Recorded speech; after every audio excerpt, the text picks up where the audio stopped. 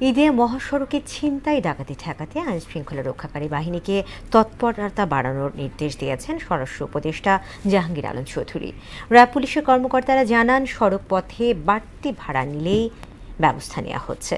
যাত্রাপথের ভোগান্তি কমাতে সচেষ্ট ঢাকা সড়ক পরিবহন কর্তৃপক্ষ। এস ইউ সেলিমের প্রতিবেদন। ঈদের টিকিট কালোবাজারি, মলম পার্টি ও ছিনতাইকারীর দৌরাত্ম্য কমাতে আইনশৃঙ্খলা রক্ষাকারী বাহিনী গৃহীত পদক্ষেপ পরিদর্শনে যান স্বরাষ্ট্র উপদেষ্টা জাহাঙ্গীর আলম চৌধুরী। ঈদযাত্রা নিরাপদ ও নির্বিঘ্ন করতে সরকারের উদ্যোগের কথা তুলে ধরেন তিনি। ঈদযাত্রা নিরাপদ এবং নির্বিঘ্ন করার জন্য আমাদের সরকারের পক্ষ থেকে যা যা করার আমরা সব কিছু নিয়েছি।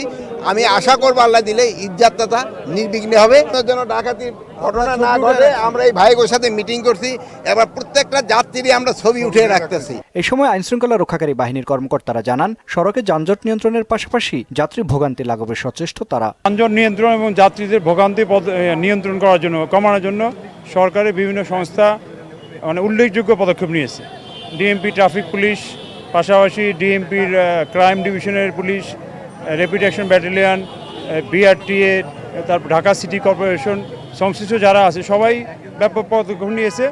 আমরা যাত্রীদের ঈদযাত্রা সহজ করার জন্য যা যা ব্যবস্থা সবই করেছি। লক্ষ লক্ষ মানুষ গ্রামের বাড়িতে চলে যায়।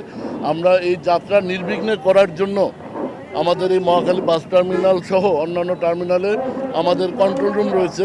ঢাকা সড়ক পরিবহন মালিক সমিতির সাধারণ সম্পাদক সাইফুল ইসলাম জানিয়েছেন, ঈদযাত্রায় স্বস্তি দিতে সরকারের নির্দেশ বাস্তবায়নে কাজ করছেন তারা। প্রশাসন এবং পুলিশ এবং আমরা সোচ্চার আছি। আমরা আশা করি যাত্রীদেরকে ইনশাল্লাহ আমরা হেনস্থার থেকে রেহাই দেব এবং নির্বিঘ্নে। আর দুর্ঘটনার ব্যাপারে আমরা সাবধান করেছি আমাদের চালকদেরকে। ফিটনেস ও লাইসেন্সবিহীন চালকদের বিষয়ে সতর্ক থাকার কথাও জানান সাইফুল ইসলাম। লক্কর গাড়ি, ফিটনেসবিহীন গাড়ি না আসতে পারে। আমরা প্রশাসন এবং highway police. S U Selim, Mohona সংবাদ, ঢাকা।